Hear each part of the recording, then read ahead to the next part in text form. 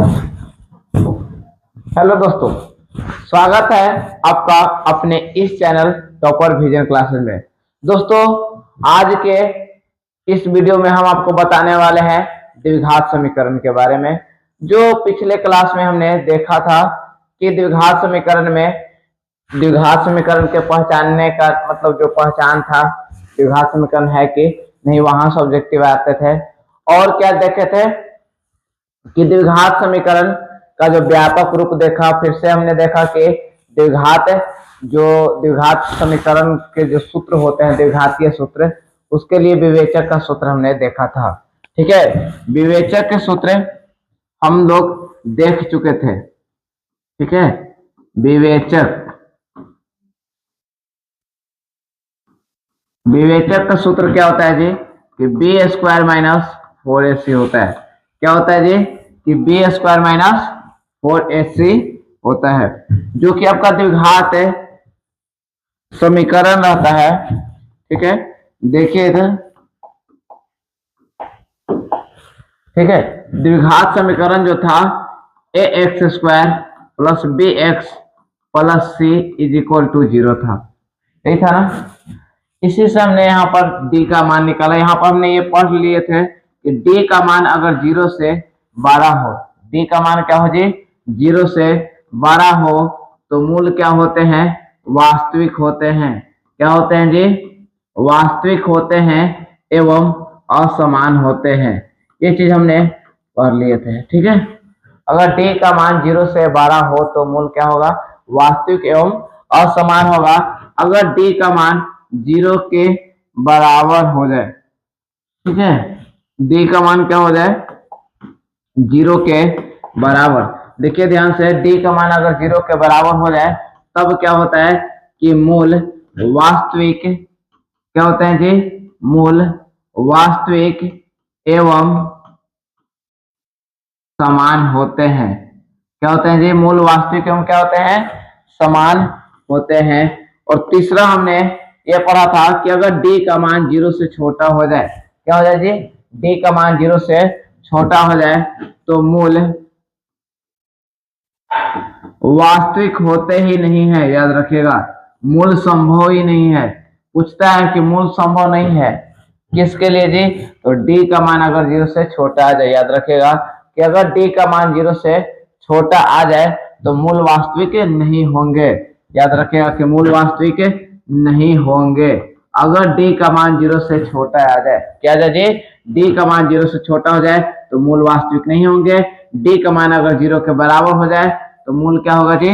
वास्तविक होंगे। क्या हो गए? d का मान अगर 0 के बराबर हो जाए तो मूल आपका क्या होगा? वास्तविक होगा। अगर d का मान 0 से 12 हो जाए तो मूल वास्तविक तो होगा ही, लेकिन यहाँ पर समान। और जब 0 हो जाए तब क्या हो जाएगा जी? समान। और 0 से छोटा हो जाए तब कहिएगा कि d संभव ही नहीं है। याद रखिएगा, 0 से छोटा हो जाए, माइनस में आ जाए, है ना? कि 0 से छोटा मतलब निगेटिव आ जाए, माइनस वाला आ जाए, है ना? जैसे d का मान आ गया -3 तो कहिएगा कि d का मान सोचिए भाई 0 से छोटा है। लिख दीजिएगा क्योंकि d का मान 0 से छोटा है, इसलिए मूल वास्तविक नहीं होंगे। चलिए आगे चलते हैं। ठीक है, अब आगे क्या है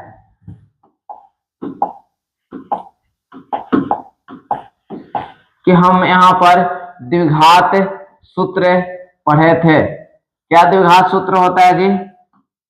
द्विघात सूत्र क्या होता है? अगर आपका समीकरण इस तरह से दिया हुआ है कि a x square plus b x plus c is equal to 0, क्या है जी? कि a x square plus b x plus c is equal to 0, तो आपका द्विघात सूत्र होता है। द्विघात सूत्र जो आपको लगता है, अर्थात मूल निकालने के लिए सूत्र लगता है अल्फा प्लस बीटा। यहाँ पर जो एक्स निकालते हैं मूल, ये जो मूल का सूत्र होता है क्या होता है जी? तो माइनस बी होता है plus minus under root D बटा 2a होता है। ध्यान रखिएगा कि minus B plus minus under root D by 2a होता है। ये माइनस बी के बी प्लस माइनस डी के जगह पर मन करे तो आप डायरेक्टली इस तरह से ही लगा करके भी निकाल सकते हैं। यहाँ पर 2a। ठीक है, ये b क्या होता है जी? तो x का गुणांक होता है बी क्या होता है जी, एक्स का गुणांक होता है। ए क्या होता है जी, तो ए तो आपका एक्स स्क्वायर का गुणांक होता है। और सी क्या होता है जी, अचर पद होता है। सी क्या होता है जी, सी फॉर कांस्टेंट, अचर पद हो गया। ठीक है, बिना एक्स वाला कह सकते हैं, बिना एक्स वाला को हम लोग अचर पद कहेंगे। हम यहाँ पर अगर कहें कि अल्फा बराबर क्या होता है, तो minus B plus under root D भागे 2a, minus B plus under root D भागे 2a। और बीटा के अगर मान पूछे तो minus B minus under root D भागे 2a। यहीं से आपका जो सूत्र निकलता है, देख लीजिए, यहीं से जो आपका सूत्र निकलता है, किसका सूत्र निकलता है जी, तो अल्फा प्लस बीटा का। किसका सूत्र निकलता है जी, अल्फा प्लस बीटा का। इसको बोलते हैं मूलों का योगफल। क्या बोलते हैं जी, मूलों का योगफल बोलते हैं। याद रखिएगा, पूछता है आपको एग्जाम में, जितना बता दे आप उतना कर लीजिए, आपको एग्जाम से बाहर नहीं आएगा। मूलों का योगफल, ये लिख के रख लीजिए, मूलों का योगफल जो बता दिए उससे एग्जाम में बाहर नहीं आने वाला है। मूलों का योगफल क्या होता है जी, अल्फा प्लस बीटा होता है। मूलों का योगफल मतलब अल्फा प्लस बीटा। अब अल्फा प्लस बीटा का सूत्र क्या होता है जी, तो निकाल लेते हैं ना, रटना क्या है, निकाल सकते हैं कि minus B plus root D भागे 2a। ये क्या हो गया जी, अल्फा के मान है। किसका मान है जी, अल्फा के मान है। प्लस बीटा के जगह पर आप रखिएगा कि minus B minus root D भागे 2a। ये रख सकते हैं कि नहीं जी, ठीक, ये ऐसे घेर के रख लीजिए। और दुए और दुए का एलसीएम, दुए अगर आता है तो ऊपर वाला को आप कुछ मत कीजिए, जब एलसीएम नीचे वाला के एक समान हो, दोनों एक ही संख्या हो, तो ऊपर वाला जस्ट के तरफ उतार दीजिए, माइनस बी और माइनस रूट डी। अब ये देखिए, रूट डी से रूट डी खत्म हो जाए, क्यों, क्योंकि एक प्लस में और एक इसमें जी माइनस में। यहाँ पे एक माइनस बी और एक माइनस बी कितने हो गए, माइनस 2b भागे 2a। 2 से 2 क्या हो गया जी, खत्म, तो आपका आ गया माइनस बी भागे a। आपको अगर याद होगा, है ना, बहुपद में कि अल्फा प्लस बीटा का मान क्या होता है जी, माइनस बी बट्टे ए। क्या होता है जी, माइनस बी बाई ए होता है। मूलों का योगफल का सूत्र यही होता है। ठीक है, इसी तरह से आप क्या कर सकते हैं कि अल्फा इंटू बीटा का भी मान निकाल सकते हैं। किसका मान निकाल सकते हैं जी, अल्फा इंटू बीटा का। अल्फा इंटू बीटा का मान निकाल सकते हैं, मतलब मूलों का गुणनफल। क्या रखे भाई, minus B plus root D भागे 2a, इधर गुने minus B minus under root D भागे 2a। अगर जिनको ध्यान होगा तो ये बिल्कुल ध्यान होगा अच्छी तरह से कि यहाँ पर माइनस, जैसे इसको पूरा a मान लीजिए, इसको b मान लीजिए, तो a प्लस बी हो गया। माइनस बी को पूरा a मानिए, इसको b मानिए, a माइनस बी। और a plus B into A minus B का सूत्र क्या होता है जी, तो a square minus B square होता है। क्या होता है जी, a square minus B square होता है, याद रखेगा। तो यहाँ पे भी वही सूत्र लग रहा है ना, तो माइनस बी का स्क्वायर मतलब a का स्क्वायर माइनस बी के जगह पर कितना है जी, रूट डी है, तो रूट डी के स्क्वायर। अब दुए में दुए से गुना हो जाएगा तो कितना आ जाएगा, 4a स्क्वायर आ जाएगा। माइनस बी स्क्वायर करिएगा तो क्या हो जाएगा, प्लस में बी स्क्वायर। याद रखिएगा कि माइनस का स्क्वायर करते हैं तो प्लस में होता है, और रूट डी का स्क्वायर करिएगा तो कितना हो जाएगा, डी क्या हो जाएगा, डी बट्टे 4a स्क्वायर। आपको याद है तो डी का मान कितना होता है जी, तो बी स्क्वायर माइनस 4ac होता है। क्या होता है, बी स्क्वायर माइनस 4ac होता है। अब बट्टा में क्या है जी, कि 4a स्क्वायर है। ठीक है,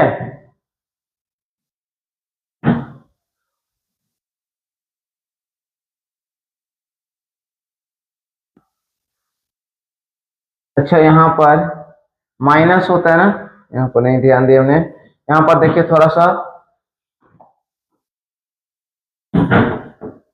यहाँ पर माइनस में होगा ना, तभी तो आएगा। चलिए यहाँ पर देखिए माइनस में है, तो माइनस में ना, ये बी स्क्वायर से बी स्क्वायर खत्म, ऊपर क्या बचा, माइनस 4ac, अब बट्टा में 4a स्क्वायर। यहाँ पर देखिए 4 से 4 खत्म। ठीक है, अच्छा यहाँ पर थोड़ा सा और बढ़िया से इसको हल करके दिखाते हैं यहाँ से।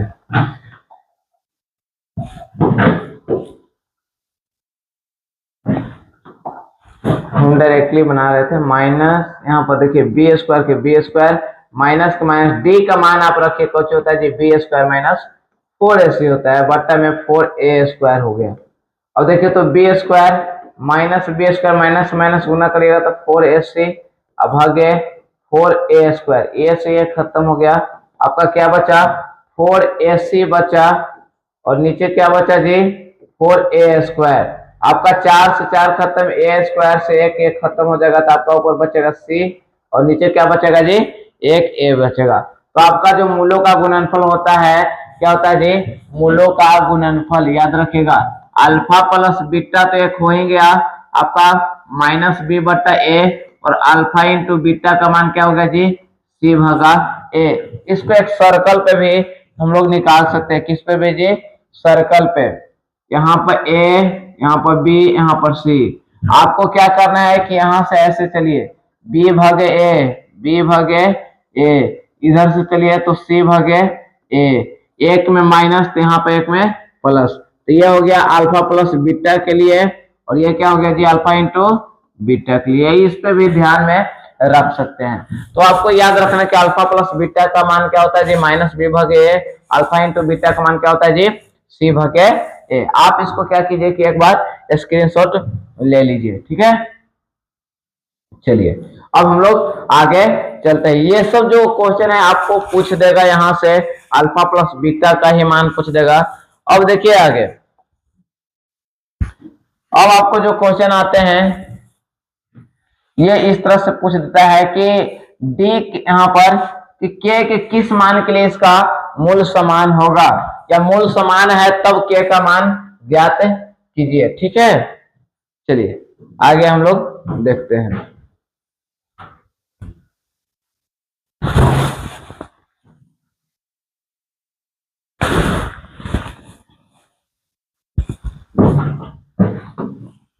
चलिए अब आगे देखिए कि यहाँ पर बोला है कि उदाहरण एक में कि निम्न स्थितियों को गणितीय रूप में क्या कीजिए जी व्यक्त कीजिए। निम्न स्थितियों को गणितीय रूप में व्यक्त कीजिए। उदाहरण एक में है गणितीय रूप, मतलब यहाँ पर जो शब्द में दिया हुआ है इसको गणितीय रूप अर्थात द्विघात समीकरण के रूप में व्यक्त करना है। हल करने के लिए आपको इसी क्वेश्चन को एक्सरसाइज 4.1 में बोला है। चलिए इसको हम लोग गणितीय रूप में व्यक्त करते हैं। अगर शब्द वाला क्वेश्चन है, वर्ड प्रॉब्लम जो क्वेश्चन आते हैं इसको बार बार पढ़ा जाता है, एक बार में नहीं कि देखे भाई बन नहीं रहा है, ऐसा नहीं। जॉन और जीवंती दोनों के पास क्या है जी कुल मिलाकर 45 कंचे हैं। ये क्या आ गया कि जॉन है, ठीक है, जॉन, और ये क्या है जी जीवंती है, ठीक है, जॉन और जीवंती, इन दोनों के पास कुल मिलाकर कितने हैं 45 कंचे। अगर मान लीजिए इसके पास 10 हो और इसके पास कितना होगा जी कि दोनों को मिलाकर 45 अर्थात 35 हो, तभी ना 10 + 35 कितना हुआ जी 45 हुआ। अगर इसके पास 20 हो तो इसके पास क्या होगा 25, इसके पास 25 तो इसके पास कितना होगा जी 20। अर्थात अगर हम मान लें कि क्योंकि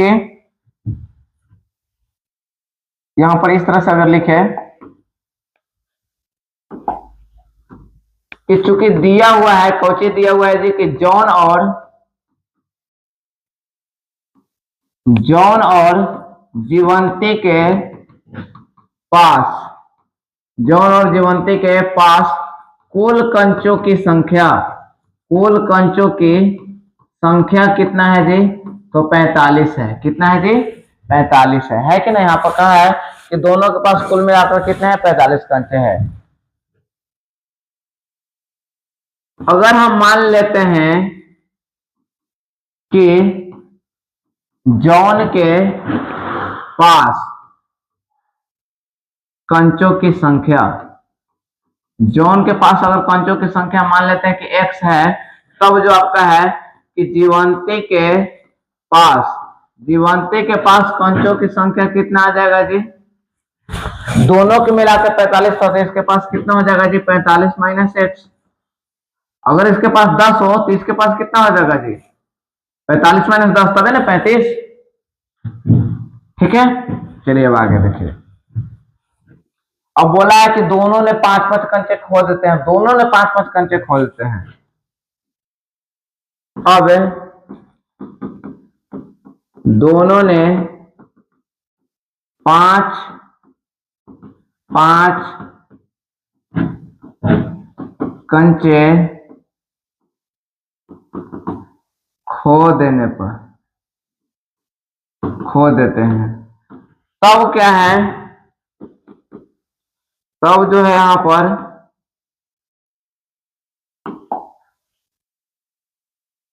अब दोनों के पास दोनों ने था, अब दोनों ने 5-5 कंचे खो देते हैं, तब जॉन के पास, किसके पास जी, जॉन के पास कंचों की संख्या,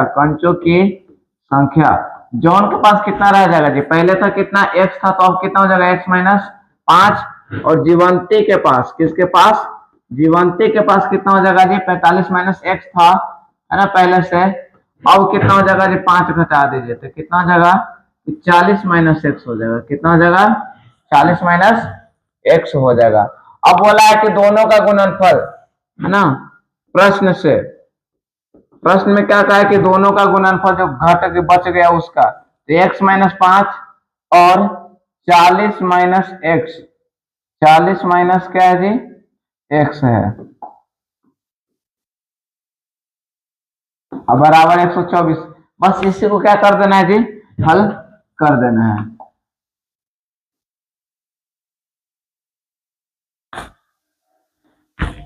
चलिए देखिए, x से अगर इसको मल्टीपल कराते हैं तो कितना हो जाएगा, 40x, x से माइनस x में गुना करवाते हैं तो माइनस एक्स स्क्वायर, माइनस 5 से गुना करवाएगा तो कितना हो जाएगा, 40 × 5 = 200, माइनस माइनस गुना करवाएगा तो कितना हो जाएगा, प्लस, और 5x बराबर 124, तो माइनस एक्स स्क्वायर, ठीक है, और 40 से 5 कितना हो जाती है, 45x, और माइनस 200 इस तरफ आ जाएगा तो 124 हो जाएगा माइनस में, बराबर 0। ये माइनस अब की में उस तरफ भेज दीजिएगा, एक्स स्क्वायर प्लस 45x, और माइनस कितना हो गया जी, 324। ये माइनस को उस तरफ अगर भेजते हैं तो आपका जो समीकरण आ जाएगा कि एक्स स्क्वायर क्या आ जाएगा जी, एक्स स्क्वायर प्लस 45x, और माइनस है तो, अच्छा जो प्लस है तो माइनस हो जाएगा ना, एक्स स्क्वायर माइनस 45x और प्लस 324 इज इक्वल टू 0। यहाँ पर क्या हुआ कि माइनस कॉमन लिया और उसको उस तरफ भेजेंगे तो 0 में कुछ भी संख्या से भाग करो 0 ही रह जाएगा, लेकिन माइनस लिए कॉमन थी, प्लस होगा, प्लस में था तो कौन में जाएगा, माइनस में, माइनस था प्लस में। आपको जो क्वेश्चन का इसका जो आंसर है, मतलब आपको जो द्विघात समीकरण के रूप में व्यक्त करना था, तो बस यहीं तक होगा। चलिए अब आगे देखते हैं। ठीक है,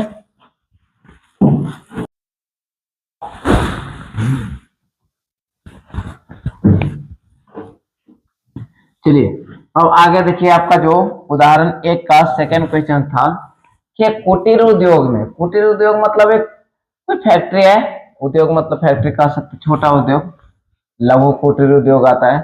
तो कुटीर उद्योग एक दिन में कुछ खिलौने निर्मित करता है, एक दिन में कितना भी खिलौना कर सकता है, ठीक है। प्रत्येक खिलौने का मूल्य 55, प्रत्येक खिलौने का मूल्य रुपए में कहा है कि 55 में से एक दिन में निर्माण किए गए खिलौनों की संख्या को घटाने से प्राप्त संख्या के बराबर हो रहा है। अर्थात कह रहा है कि अगर मान ली कि एक दिन में कितना बना रहे हो जी, एक दिन में एक एक्स खिलौना बना रहे हो, कितने खिलौना बना रहे हो जी, एक्स खिलौना, तो प्रत्येक खिलौने का मूल्य, अगर मान ली कि 20 खिलौना उस दिन बना रहे हो, कितना बना रहे हो, 20, तो एक खिलौना का तो जो दाम होगा 55 माइनस 20 हो जाएगा। नहीं, क्या बोला है कि 55 में से एक दिन में निर्माण किए गए खिलौने की संख्या को घटाने से बराबर होता है ना, तो हाँ वही बोल रहा है कि 55 माइनस क्या हो जाएगा, 20 हो जाएगा। अगर मान लीजिए कि 70 खिलौने बनाते हो, कितने बनाते हो, 70, तो 55 माइनस 70 हो जाएगा। अगर बना रहे हो 10 तो 55 माइनस 10 हो जाएगा। ठीक है, अब देखिए, माना कि एक दिन में निर्मित खिलौनों की संख्या, निर्मित खिलौनों की संख्या एक दिन में कितने बन रहा है जी, तो मान लेते हैं कि भाई x बन रहा है। कितना बन रहा है जी, x बन रहा है। तो प्रत्येक खिलौने का मूल्य,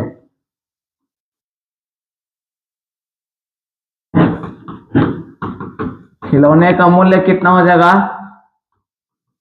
तो 55 में से घटा लीजिए, कितना बना है जी, x को, तो x रुपये, सब रुपए में है, याद रखिए। ये तो संख्या है ना, ये तो संख्या है। अब यहां पर बोला है कि उस दिन किसी एक दिन कुल निर्माण लागत 750 थी। कितना था जी, 750 कुल लागत। कुल लागत कितना है, 750 रुपए है। कितना है जी, 750 रुपए है। तो हम कह सकते हैं कि लागत, कुल लागत कैसे निकलेगा जी, तो खिलौनों की संख्या, खिलौनों की संख्या इनटू प्रत्येक खिलौने का मूल्य, प्रत्येक खिलौनों का मूल्य। अगर 10 गो है, एक खिलौना का दाम 5 रुपए, 10 5 50 रुपए, तो x बना है। और प्रत्येक खिलौना का दाम 55 माइनस x, गुना कर दीजिए। इसको बस हल करना है। तो 55 में x से गुना करवाइएगा तो 55 x हो जाएगा, और माइनस एक्स स्क्वायर हो जाएगा। इसको इस तरफ लेके चलाइए, 750 हो जाएगा। अब माइनस में तो उसको प्लस में करिए। माइनस यहाँ पर अगर कॉमन लेते हैं, माइनस क्या करते हैं जी, कॉमन लेते हैं। ये माइनस में था जो प्लस में हो गया एक्स स्क्वायर, ये प्लस में था किस में हो गया जी, माइनस में हो गया। ये माइनस में था तो किस में हो गया, प्लस में, इज इक्वल टू 0। ये माइनस को उस तरफ भेज दीजिए तो माइनस खत्म हो जाएगा। 750 बराबर 0। आप देख लीजिए, यही आपका कौची द्विघात समीकरण के रूप में हो गया, मतलब गणितीय रूप में हो गया। चलिए अब आगे देखते हैं। ठीक है, इसको क्या कर लीजिए, उतार लीजिए, या तो आप वीडियो रोक के उतार लीजिए, या तो आप इसको स्क्रीनशॉट ले लीजिए। ठीक है, चलिए अब आगे देखते हैं। उदाहरण पहला का ही दूसरा हो गया। अब उदाहरण 2 हमने कल बता दिए थे। अब आगे चलिए देखते हैं। ठीक है,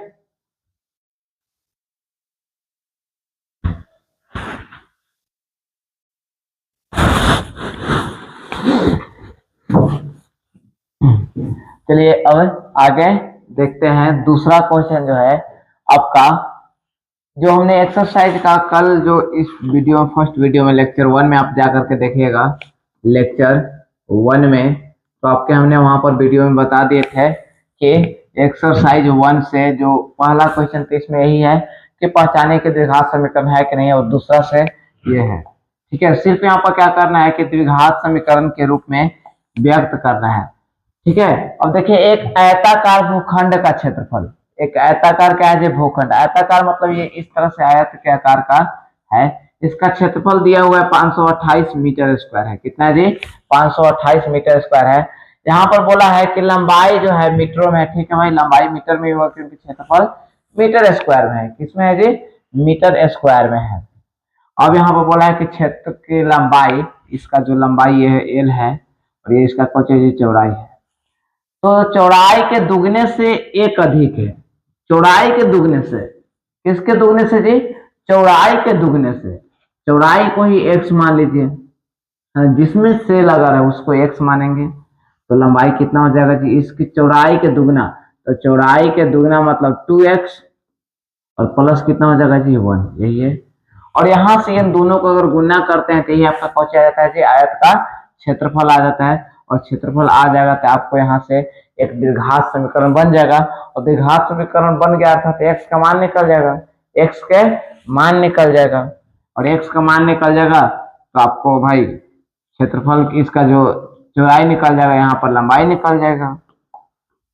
ये तो बोला है कि लंबाई और चौड़ाई ज्ञात कीजिए। चलिए यहां पर लिखेंगे कि माना कि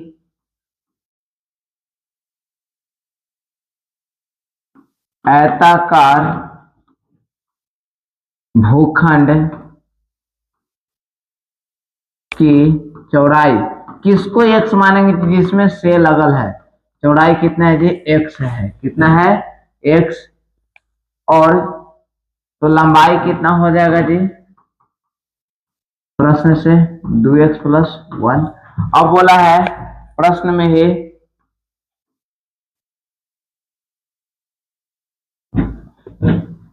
प्रश्न में क्या, ये सब तो प्रश्न से ही है। अब यहां पर देखिए कि चूंकि आयताकार भूखंड का क्षेत्रफल, आयताकार भूखंड का क्षेत्रफल कितना दिया हुआ है जी 528 मीटर स्क्वायर है। ठीक है, ये सब अगर देखिएगा तो मीटर में है, ये भी किस में है जी मीटर में है, और ये क्या है जी मीटर स्क्वायर है। ठीक है, सब मीटर में ही है। अब यहाँ पर आयताकार भूखंड का क्षेत्रफल जो होता है क्या होता है जी लंबाई गुने क्या होता है जी चौड़ाई होता है। क्या होता है जी लंबाई गुने चौड़ाई होता है, याद रखिएगा क्या होता है लंबाई गुने चौड़ाई होता है। आयत का क्षेत्रफल कितना होता है जी लंबाई गुने चौड़ाई होता है। ठीक है, और लंबाई कितना है जी तो 2x + 1 है, और चौड़ाई कितना है जी x है बराबर 528, गुना करवा दीजिए 2x² और प्लस कितना हो जाएगा x, और इस तरफ ला दीजिए 528 को, माइनस में हो जाएगा बराबर 0। यही आपका क्वेश्चन होगा कि द्विघात समीकरण के रूप में व्यक्त हो गया। ठीक है, द्विघात। अब यहाँ से आपको हल निकालना था भाई, आपको x का मान निकालना था। आप x का मान निकाल लीजिएगा, और x का मान अगर निकालिएगा तो देखिएगा कि 2 अगर प्लस और माइनस में आ जाए, जैसे मान लीजिए अगर x का मान निकाले और माइनस में आ जाएगा, माइनस में 2 या 3 आ जाएगा, तो लिखिएगा कि चूंकि x का मान कौच होगा जी ऋणात्मक नहीं होगा, क्योंकि x कौच है जी एक चौड़ाई है, क्या है चौड़ाई, और किसी का माप ऋणात्मक नहीं होता, तो प्लस वाला अगर आएगा तो ही लेना है। ठीक है, ध्यान में दीजिएगा। चलिए अब आगे देखते हैं। दो क्रमागत धनात्मक पूर्णांकों का गुणनफल। धनात्मक पूर्णांक क्या होता है जी, है ना, यहाँ पर लिख लीजिएगा कि माना कि दो धनात्मक पूर्णांक, दो धनात्मक, धनात्मक मतलब प्लस वाला हो गया 1 2 3 हो गया 4 5 6 7, लगातार का मतलब हो गया दो धनात्मक पूर्णांक, माना कि दो क्रमागत, है ना, माना कि दो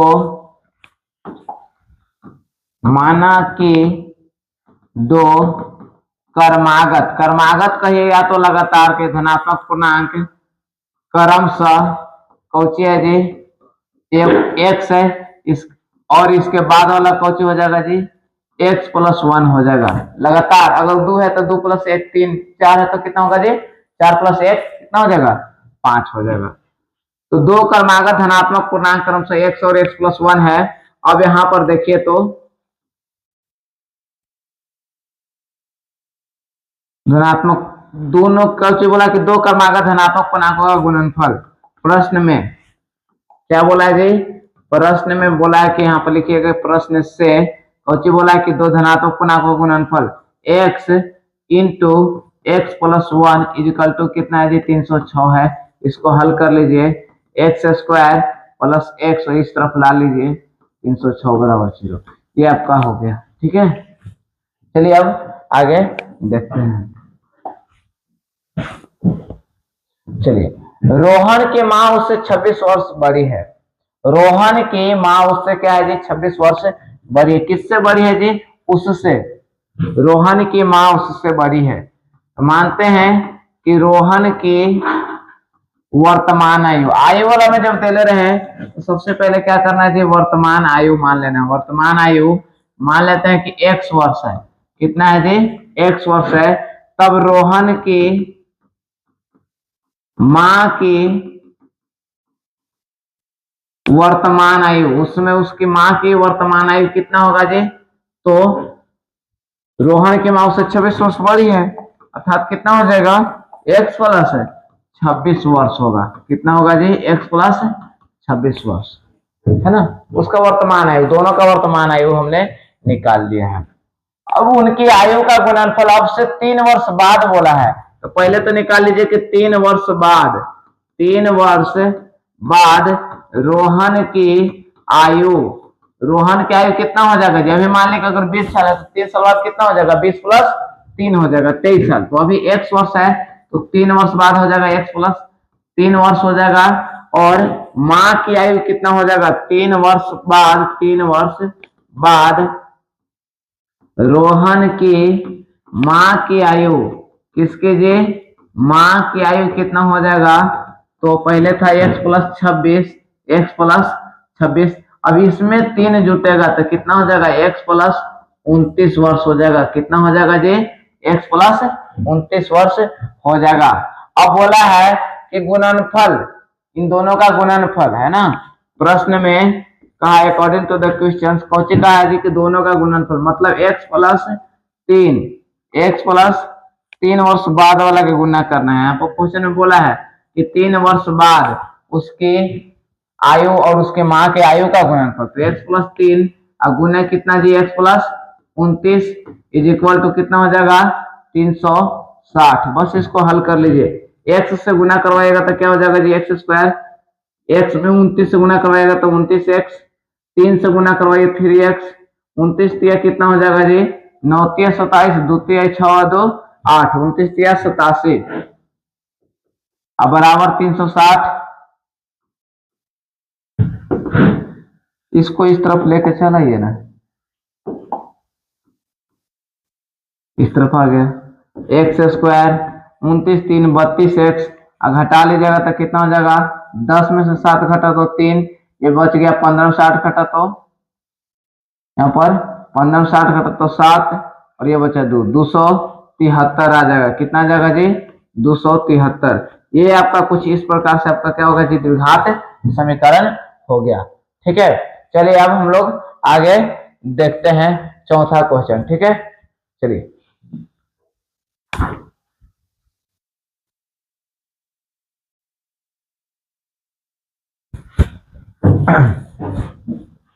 चलिए अब आगे जो क्वेश्चन देखते हैं। ये जो आपका एक्सरसाइज 4.1 का लास्ट क्वेश्चन है कि एक रेलगाड़ी 480 किलोमीटर की दूरी समान चाल से तय करती है ना। यहाँ पर क्या है जी की दूरी है, जैसे यहां से यहां जाना है, कितना है जी? 480 किलोमीटर है। कितना है? 480 किलोमीटर। तो दूरी यहाँ पर जो आपका 480 किलोमीटर, याद रखिएगा कि दूरी कितना है? 480 किलोमीटर। ये समान चाल से जाता है। अगर यहाँ पर किलोमीटर है, ठीक है। अब यहाँ पर हम बात करें कि समय का सूत्र क्या होता है कि दूरी बटे चाल, दूरी बटे चाल। अगर ये सूत्र कहां से आया जी? तो चाल बराबर होता है दूरी बटा समय। तो ये यहां चल गया और ये यहाँ। दूरी कितना है कि 480 किलोमीटर है। कितना है जी? 480 किलोमीटर है। और समान चाल यहाँ पर कितना है? x मान लेते हैं कि x किलोमीटर पर आवर है। कितना है जी? x kilometre per hour. तो किलोमीटर से किलोमीटर खत्म, तो आपका कितना बच गया जी? कि 480 अब भागे x आवर बच गया, है ना। ये घंटा में बच गया। ठीक है, यहाँ पर लिख लीजिए कि माना के रेलगाड़ी की समान चाल, रेलगाड़ी की समान चाल कितना है जी? x किलोमीटर पर आवर है। कितना है जी? x किलोमीटर पर आवर है। और यहाँ पर दूरी कितना दिया हुआ था? तो दूरी दे लेता जी 480 किलोमीटर। कितना दे लेता जी? 480 किलोमीटर दे लेता है। यहाँ पर ध्यान दीजिए कि माना कि रेलगाड़ी की समान चाल कितना मान ली? x किलोमीटर पर आवर, है ना। समान चाल से चल रहा है, कितना के स्पीड से चल रहा है? तो मान लेते हैं भाई x के किलोमीटर पर आवर के स्पीड चल रहा है, अर्थात 1 घंटा में x किलोमीटर जाएगा। और उसको दूरी तय कितना करना है जी? 480 किलोमीटर। तो यहाँ पर समय अगर बात करें तो दूरी बट्टा चाल होता है, तो 480 बटे x हो जाएगा। तो कितना आ गया? 480 बटे x, किलोमीटर से किलोमीटर खत्म हो गया। ये आपका समय आ गया। ये केस 1 हो सकता है ना, पहली स्थिति। दूसरी स्थिति में कहा है कि चाल 8 किलोमीटर कम कर दी जाती है, 8 किलोमीटर पर आवर कम की जाती है। यहां पर चाल यदि 8 किलोमीटर पर आवर कम कर दी जाती है, कम कर दी जाती है ना। चाल क्या हो जा रहा है जी कि पहले अगर x था तो अब कितना हो जाएगा, x minus 8 kilometre per hour हो जाएगा। ठीक है, तब यहां पर जो समय लगेगा पहले से कितना लग रहा है जी, 3 घंटा अधिक लग रहा है। तो यहाँ पर तो पहले समय का सूत्र निकाल लीजिए, समय का। तो समय बराबर क्या हो जाएगा जी, दूरी बट्टे चाल हो जाएगा, दूरी बट्टे चाल। दूरी कितना है जी, 480 किलोमीटर ही तय करना है। और समय कितना है, चाल कितना है जी, x minus 8 kilometre per hour. यहां से भी किलोमीटर से किलोमीटर खत्म हो गया, कितना आ गया कि 480 अब बट्टा x माइनस 8, 480 और x माइनस 8, ये हो गया आपका किलोमीटर, नहीं आपको हो गया समय, है ना, ये हो जाएगा। अब देखिए दोनों क्या है जी, समय है। तो इसमें जो समय ले रहा है पहले से 3 घंटा अधिक ले रहा है। क्या ले रहा है जी, पहले से 3 घंटा अधिक ले रहा है। ठीक है,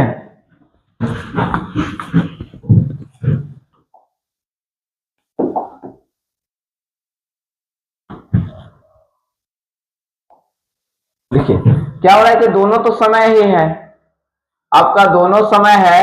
पहले का समय कितना था जी कि 480, 480 बट्टा x था। अब जो समय ले रहा है कितना ले रहा है जी कि 480 अब बट्टा x माइनस 8।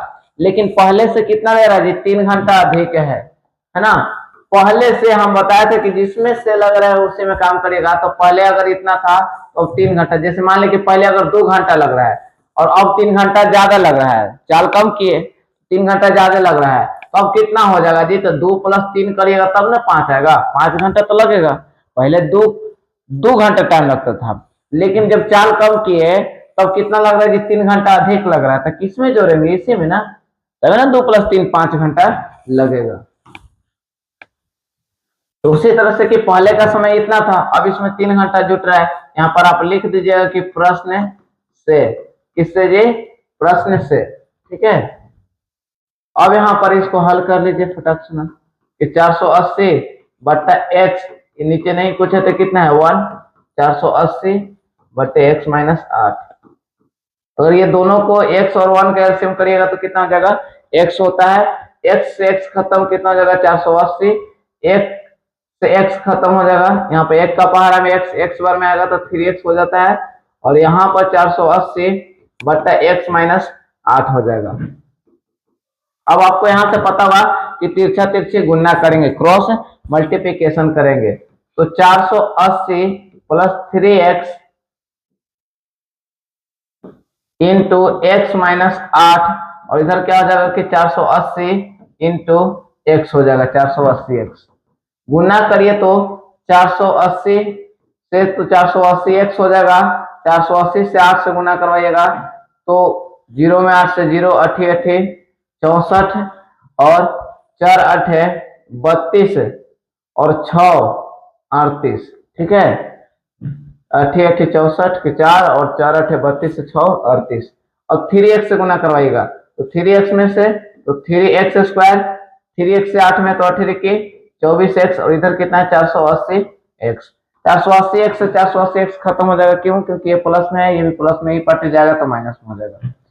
तो जो आपको फाइनली आ रहा है 3x स्क्वायर माइनस 24x और यहाँ पर माइनस 3840 बराबर 0। ये आपका कुछ इस प्रकार से आपका इक्वेशन आ गया है। ठीक है, तो आप इसको अच्छी तरह से एक बार फिर से देख लीजिएगा और आप इसको क्या कर लीजिए, उतार लीजिए। चलिए आज के लिए बस इतना ही। और हम कल जो 4.2 का क्वेश्चन था, 4.2 का क्वेश्चन देखिए, दिखाते आपको।